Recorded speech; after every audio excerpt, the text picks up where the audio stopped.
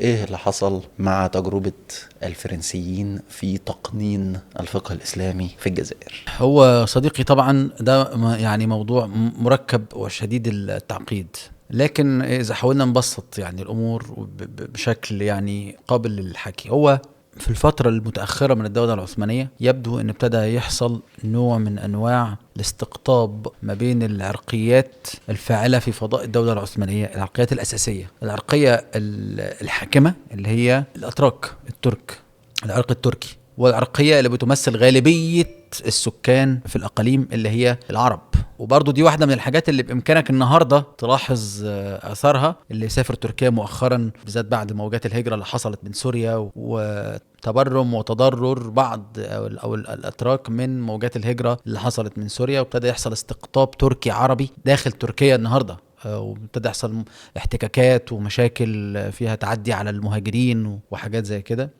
فالمهم في برضه في بداية القرن أو في منتصف القرن التاسع عشر ابتدت تحصل تنامي لهذا النوع من الاستقطاب، وكان في بالذات مع ترهل الدولة ومع ازدياد ضعفها ومع تنامي قوة المعسكر الأوروبي وابتداء تغوله على الأراضي والأقاليم الخاصة بالدولة العثمانية، يعني توالي الهزائم على الدولة العثمانية، ابتدى يظهر خطاب قومي داخل الدولة العثمانية شايف إنه الحل في إعادة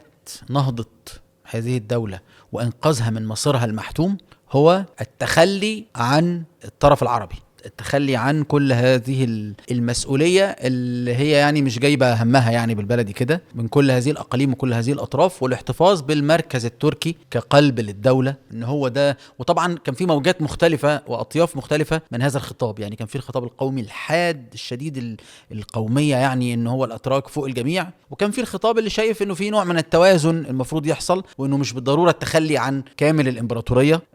فكان في أطياف مختلفة، لكن المهم يعني ابتدى يتصاعد هذا الخطاب القومي وصولا الى اللحظه بقى اللي احنا عارفينها، مصطفى كمال اتاتورك وسقوط الدوله العثمانيه واللحظه اللي احنا يعني ذاكرتنا الحاضره بادئه منها.